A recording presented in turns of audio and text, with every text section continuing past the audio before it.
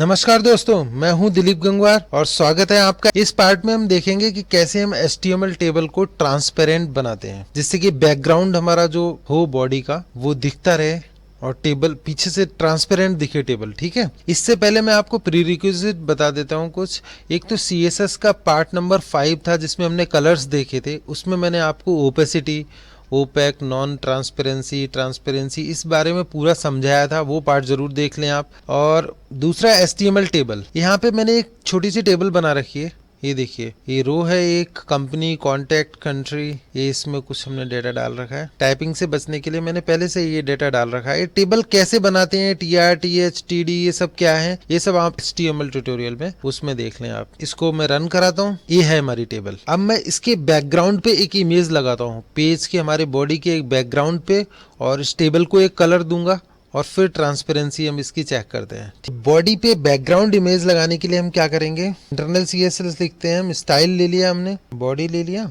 और इसके अंदर हम लिखते हैं बैकग्राउंड URL, इमेज का URL ले लेते हैं हम। ये हमारी इमेज पड़ी हुई है यहाँ पे, इसका मैं नाम दे देता हूँ वहाँ। इसको हम रिपीट नहीं करना चाहते हम। ये सब बैकग्राउंड के बारे में हमारा ट्यूटोरियल है CSS का, स्टार्टिंग के पार्ट है CSS के, वो बैकग्राउंड वाले भी आप देख सकते हैं जिसमें बैकग्राउंड के बारे में पूरा समझाया गया है। नो रिपीट, और सेंटर में कर देते हैं इमेज को और फिक्स कर देते हैं। ठीक है, एक साथ मैंने वन लाइनर CSS दे दी। उसके बाद बैकग्राउंड साइज दे देते हैं हम। एक बार देखते हैं इमेज चल के, पहले एक बार रिफ्रेश करते हैं इसको। ये देखिए, ये हमारी बैकग्राउंड इमेज आ गई हमारी टेबल के पीछे। अब मैं इस टेबल को एक बैकग्राउंड दूंगा, एक कलर दूंगा टेबल को, और फिर देखेंगे उसकी ट्रांसपेरेंसी। ठीक है, तो इसका हम स्टाइल देते हैं टेबल, और TR को भी दे देते हैं अपने। सबसे पहले क्या करते हैं, हम बैकग्राउंड कलर देते हैं अपना। ओके, इसको टेबल को हम मार्जिन सेट कर देते हैं, थोड़ा सेंटर में कर दें। ओके, TR का स्टाइल हम अलग दे देंगे, है ना। ठीक है, ये लीजिए, टेबल आ गई हमारी सेंटर में ऑलमोस्ट। TR का अलग से दे देते हैं हम, बॉर्डर दे देते हैं सॉलिड, और TD का भी दे देते हैं। ये लीजिए, फॉन्ट साइज, हाइट, विड्थ आप सब कुछ इसके अंदर सेट कर सकते हैं। बॉर्डर अगर हमें कोलैप्स करना है, मान लीजिए बॉर्डर कोलैप्स का होता है, देखिए इसमें कोलैप्स ऐसे, आप जो एक्स्ट्रा बॉर्डर है वो बॉर्डर कोलैप्स हो गया। टेक्स्ट का अलाइनमेंट अगर आप देना चाहते हैं, जैसे हमारा टेक्स्ट सेंटर में करना चाहते हैं, तो टेक्स्ट अलाइनमेंट दे देते हैं। लीजिए, टेक्स्ट अलाइनमेंट सेंटर कर दिया, ये देखिए सेंटर में हो गया। अब हम जो इम्पोर्टेंट जो चीज़ हम करना चाह रहे हैं वो है हमारी ओपेसिटी। ओपेसिटी, जैसे कि मैंने आपको बताया कि मेरा ट्यूटोरियल है CSS वाला, उसमें आप पता लगाएं। ओपेसिटी क्या होता है, मतलब कि नॉन ट्रांसपेरेंसी। अगर ओपेसिटी होती है, जीरो लेवल होता है 0 to 1।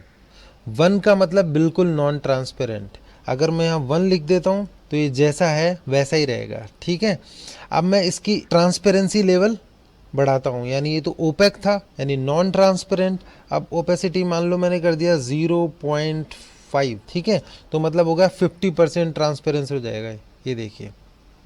ठीक है, इस तरीके से हमारी टेबल ट्रांसपेरेंट हो सकती है। ट्रांसपेरेंसी लेवल आप आराम से इसका घटा बढ़ा सकते हैं। अगर 0 कर दूं मैं इसको, देखिए आप 0, ये देखिए गायब हो गई टेबल फुल ट्रांसपेरेंट हो गई, पूरी गायब।